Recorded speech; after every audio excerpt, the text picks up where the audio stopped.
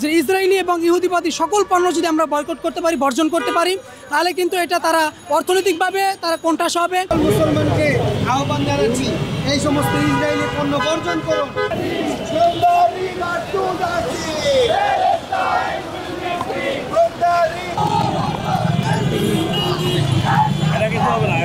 এই প্রোগ্রামের সাথে আমরা আর একটা নতুন একটা প্রোগ্রাম করতে চাচ্ছি, সেটা হলো ইসরায়েলি সকল পণ্য বয়কট ক্যাম্পেইন। কারণ আমরা দেখেছি যে ইসরায়েল কিন্তু কখনোই ফিলিস্তিনি মুসলমানদের উপর তাদের বর্বরতা কমায়নি, কিন্তু আমরা কখন মাঠে নামি যখনই দেখি ইসরায়েলি সৈনিকরা বর্বরতা হামলা ফিলিস্তিনি মুসলমানদের বাড়াই দেয়, তখনই কিন্তু আমরা তাদের বিরুদ্ধে এই যে আন্দোলন করি, মিছিল করি, মিটিং করি, সমাবেশ করি।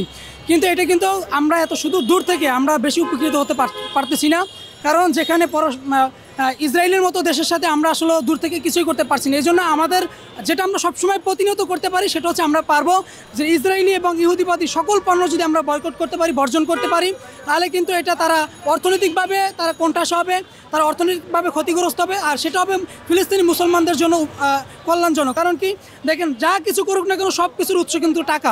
তারা যদি এই অর্থনৈতিকভাবে তারা যদি ক্ষতিগ্রস্ত হয়, সেটাই কিন্তু আমাদের ফিলিস্তিনি মুসলমানদের পাশে থাকার মতো একটা সহায়ক হবে আমরা মনে করি।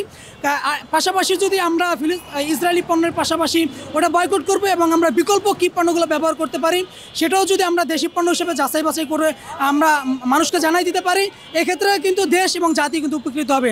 এজন্য আমরা চাই, আমরা তো প্রতিদিন মিছিল মিটিং করতে পারবো না, সমাবেশ করতে পারবো না, কিন্তু আমরা চাইলে প্রতিদিন আমাদের নিত্য প্রয়োজনীয় যেই ঘরে বাইরে নিজের ব্যবহারের জন্য এই আসবাবপত্রগুলো আছে সেগুলো যদি আমরা ইসরায়েলি পণ্য বয়কট করে দেশের পণ্য ব্যবহার করি, সেক্ষেত্রে একদিকে ইসরায়েলও কোণঠাসা হবে, ফিলিস্তিনি মুসলমানরা লাভবান হবে, পাশাপাশি আমাদের দেশের যে প্রতিষ্ঠানগুলো আছে দেশও সে থেকে আশা করি যে ভালো কিছু করতে পারবে, ইনশাআল্লাহ ফান্ড করতে পারবে।